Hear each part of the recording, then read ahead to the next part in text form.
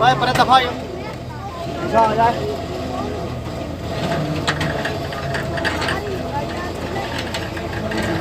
ਵਲੀਸ਼ਾ light ਲਿਆ ਵਲੀਸ਼ਾ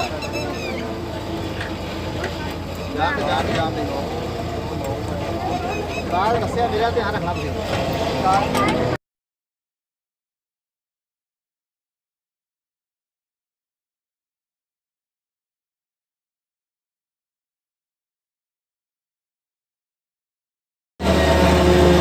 ਬੱਕਰੀ ਲਿਆਂਦੀ ਚੱਲ ਨਹੀਂ ਮਛਰੂ ਹੱਥ ਪਾਣਾ ਮੈਂ ਠਹਿਰ ਜਾ